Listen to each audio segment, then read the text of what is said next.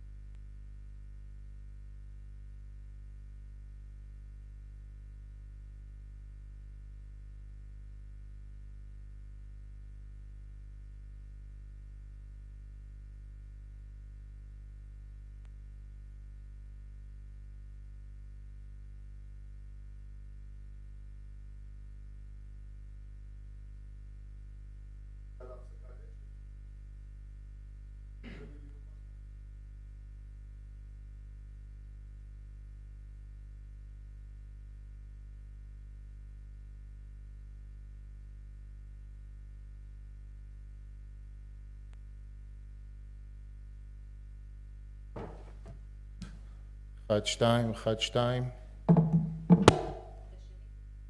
אחד, שתיים.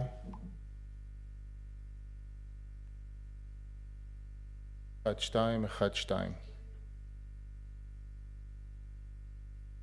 אוקיי, מתחילים.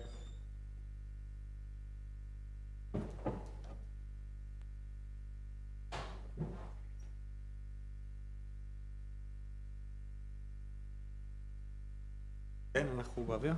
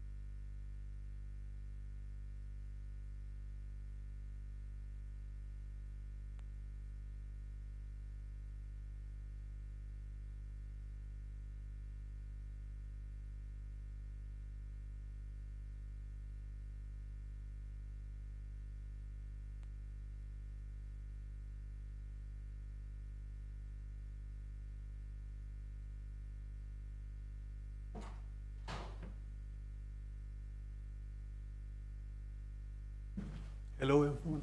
Hi, thank you for joining us. We would like to start. The Director General will start with a statement, and then we'll open it for questions. Director General, please.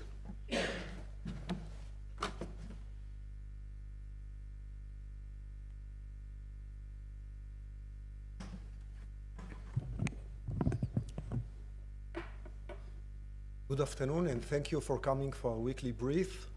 This week we will shed more light about Hamas mechanism to bring in financial means and how to create wealth in order to re-empower itself and prolonging the war. First of all, Hamas transfer money outside of Israel through the few methods that I will mention. It's not an exclusive list of methods, but these are the main methods that Hamas is using for bringing in money and creating wealth. The first method is Hamas using its external financial means delivered to it from Iran and from other sources in the West world and other countries.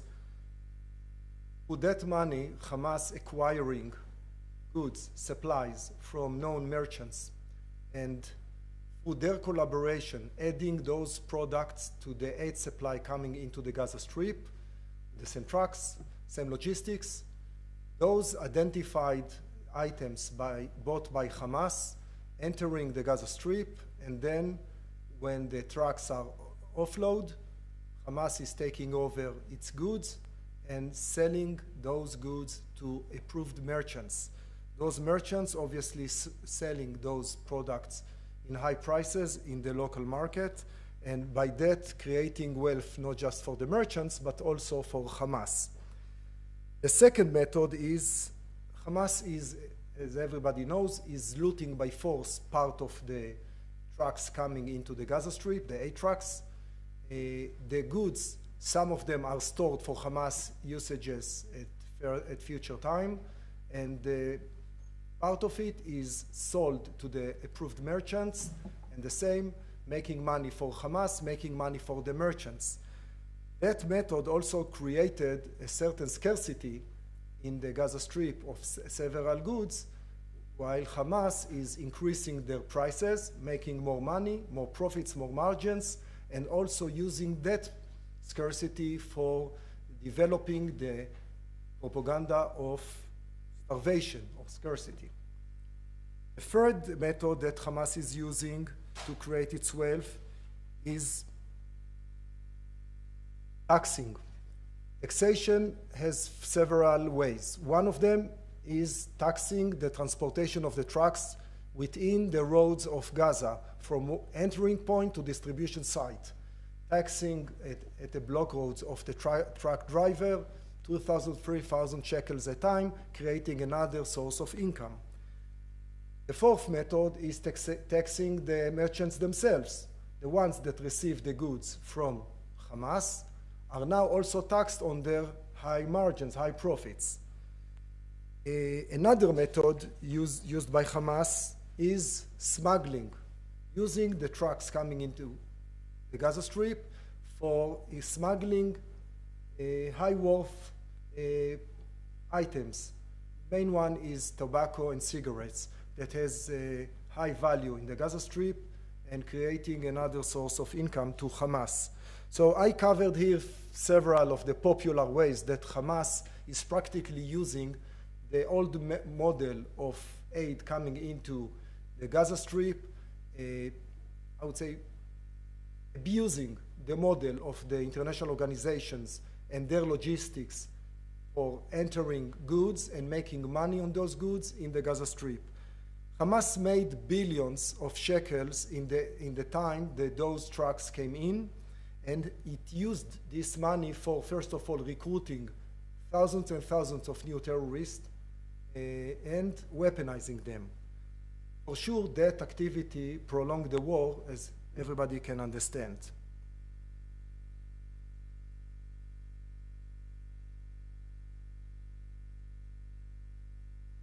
The money was also used in order to strengthen the grip of Hamas on the local population in various modes. So by controlling food supply, by controlling financial means, by being the main employer in the Gaza Strip, Hamas strengthened its control of the population, and that also was a fact that contributing dramatically to the prolonging of the war. Now, Israel and also our allies understood that this system must be stopped. We cannot feed the war machine of Hamas. So for that purpose, great thinking was made and invested by everybody, and the result was the formation of a new model. The new model, as you know, that is the GHF, is an international fund that bringing in the supply to its own distribution sites, and in the distribution sites, it's delivered directly to the people, obviously for free, nobody needs to pay anything, and they're bypassing Hamas and all the modes of Hamas to make money out of the aid. Israel had to stop that model in order to shorten the war, in order to achieve its main goals. Firstly, to release the hostages. You must remember, the hostages are still held by Hamas. Secondly, Israel has to force Hamas to lay down its weapons in order to finish the war. And thirdly, Israel's third goal is that Gaza will not pose anymore a threat to Israel. Those goals cannot be achieved with the old model in which Hamas made billions of shekels, recruited more operatives, and weaponizing them, and keep fighting and not coming to any agreement with Israel on releasing of the hostages and ceasefire. In order to overcome that problem, the new model of GHF started to be operated. In a couple of weeks, we experienced a dramatic success. In 2 weeks, we know that the foundation already distributed more than 11 million meals directly to the people, and that success hurt obviously Hamas and its model to make money and feeding its own war machine. So Hamas is looking for many ways to disrupt this operation. First, by intimidation. You all know the intimidation of Hamas on the local population, putting threats to them that they will be hurt, that they will not get food, etc., etc. The tens of thousands of Palestinians coming to the distribution site daily and getting their meals is evident that those intimidations didn't work for Hamas. So Hamas moved to the second way, which is violent. Always take the violent path in order to try to achieve its goals, and one of its main goals now, it's really blocking the operation of the foundation. And for that, they are using also violence in various events that you saw. And thirdly, is using propaganda. And unfortunately, some of the international media are echoing the propaganda of Hamas without waiting to the actual review by the IDF and getting the real outcome, the real reports on events, and feeding what Hamas perceived as good intimidation campaign against the population in order to stop them from going and getting their meals. So that's the bottom line. We have now a new model that is working and is going to be expanded to more sites throughout the Gaza Strip. We have Hamas that is working against it in various ways. And unfortunately, we have the UN headquarters that is aligning with Hamas in demanding from Israel stopping the operation of the foundation and keeping the old model of aid working, despite the heavy prices that everybody pays for prolonging the war and by feeding the Hamas war machine. And these are the facts, my friends, and that's why Israel will persist on supporting the American model of the new aid and adding to that direct supply of trucks daily to locations where we identify scarcity of specific objects, and we will continue that in order that the population will get the right aid they need, on one hand, but Hamas will not get their financial means in order to fight us and to fight again and again, and refusing to any deal on the table by the mediators. Thank you very much. Thank you, Director General. I will open it for questions. Yes, please. We have a micro. Yeah, it's okay. Hi, Alexander Cormo from Reuters. About GHF, I mean, it is unclear who is funding the organization. It hasn't been announced publicly who is funding it. It has been criticized by other countries. So what makes you believe that it is sustainable and has enough funding to not only continue its existing operations, but to expand to new sites as they've announced and you have just mentioned? First of all, until now, the foundation walks the talk. Others that criticize don't supply the aid, and the foundation supplies the aid. That's a fact. Secondly, happy faces don't lie. And if you are looking at the faces of the people getting directly the aid without a need to pay any merchant or any looter any amount of money, receiving millions of meals, more than 1.4 million meals a day, and they are keep receiving it. You see the faces of the population. I think they are the judges and not entities or politicians that has certain interest, vested interest in the old model for other reasons, but not helping the population themselves. It doesn't quite answer my question. My question is, why do you think it's sustainable when, as you know, we do not know who is funding it, and major donors who traditionally fund aid relief are criticizing this? So do you believe there is enough money in the pipeline to continue this for 3 months, for 6 months, for 9 months? What makes you confident that these operations can continue without the international community supporting it? You generalize too much the international community, but I don't think it's one voice as described by you.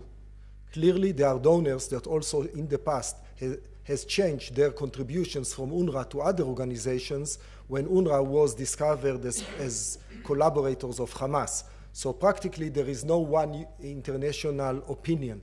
Many donors will accept and donate to the fund in accordance to its success. After 2 weeks, we see the success. Clearly, donors who genuinely want to relieve the situation in Gaza and help the population will not prevent the population from contribution directly to the most effective method of supplying the aid. So it's really proving over time that this model is working, and as we see after 2 weeks, which are just the beginning, it's the success for 2 weeks is really tremendous. I mean, Israel is not the foundation, but we need to say it very openly. They are successful and they meeting the challenges, and they are still operative and increasing the capacity on daily basis and expanding the sites from 1 to 2 to 4 and to 8. So that's very important. I think donors with a genuine intention to help the population will join and support the foundation for a long time. Thank you. Yes. Yes, please. Hi there, Paul McNamara from Channel 4 News in the UK. The UK government has sanctioned 2 members of the Israeli cabinet. Many UK politicians and others around the world are calling for more sanctions or interventions because of the number of deaths at Gaza Humanitarian Foundation aid sites. Some killed by Gaza militants, some killed by the Israeli military. Are there any sanctions or interventions that could convince you to vastly increase the amount of aid flowing into Gaza? And will you be investigating the conduct of your soldiers at these aid sites where so many civilians have been killed by Israeli fire? First of all, I hear in your question a couple of questions, and they're connected, I would say, in a way that it's a bit strange for me. Government decision, the UK government decision, I would say outrageous one. We already announced our reaction to that, the immediate one, and the government will hold a meeting with regard to that, and there will be a formal response to that. But connect that questions with echoing some of the propaganda of Hamas, I would say we must be careful about echoing Hamas. Hamas is not the most reliable news agency on earth. Practically, it's a terror organization that experienced just less than 2 years ago the worst massacre that we in the Western world we have experienced for, I don't know, since the Holocaust. And to rely on their propaganda as a source for injuries or death of people, I would say it's irresponsible. More than that, you know that the IDF investigate every event or every claim. The claims that they are ghost claims are very hard to come with an answer within a short time. And that time is abused by Hamas for propaganda. I ask the international news outlets to be more responsible, more careful, but not echoing immediately Hamas. Wait to the final result. But I want also to address your logics and say, you saw me just in the last few minutes trying to support the new model of aid. And that is not the interest of Israel, that someone will be hurt on the way to get their meals in one of the sites that we support the operation. So clearly it's not Israel's interest to hurt anyone. So there are events in a war zone that people are getting too dangerous and too close to military in areas and places and hours they are known not to get into. So these are the only cases, and the numbers echoed and the rumors about it, it's irresponsible. So first of all, it's quite secured. And you know how do I know that? The tens of thousands that are coming now as we speak to get their supplies from the sites of the GHF is clearly the evidence that most of the rumors and propaganda of Hamas is baseless. Secondly, there will be events in a war that there are injuries, and we report transparently. At the minute the IDF knows what's happened in any event, we present it to the world, whether it was rightful actions, whether it was a negligence. But there was never a case that on purpose Israel hurt anyone that didn't risk its own soldiers. And according to the sites are safe, you saw that, and the people are coming and flocking in, getting their goods, going with the meals to their families, and that's the most important fact. Thank you. Yes, please. That's from Ukraine. Yesterday, Prime Minister Netanyahu said that we are close to the... Sorry, Yannick Baratz from Ukraine. Yesterday, Prime Minister Netanyahu said that without optimism, but we are close to the negotiations and deal on ceasefire. Can you elaborate on this, please? And if you can't, could you just mention if we have some other international partners like America or other countries who are helping us in this? Thank you. First of all, I cannot get into that. One of the mistakes in negotiations is interfering during negotiations and spreading rumors. Basically, it happens mostly by interested parties that don't want to see results. So even if there was some information about certain advancement, I think we should be very cautious with Hamas. We saw that few times in the past, in recent past, that a deal was very close to a successful ending, and Hamas at the last minute again refused. So we must be cautious with Hamas. It's a terror organization. It doesn't act as normal entities or human beings in negotiations. It held 58 hostages in terrible conditions, with torturing, with everything. We must remember with whom we are dealing here. So there are mediators, formal, non-formal. There are some international players trying to bring Hamas to the right result. But as you saw until now, they were not very successful in that. So we hope they will be more successful in the near future. Thank you. If there are no other questions, this press conference is now over. Thank you.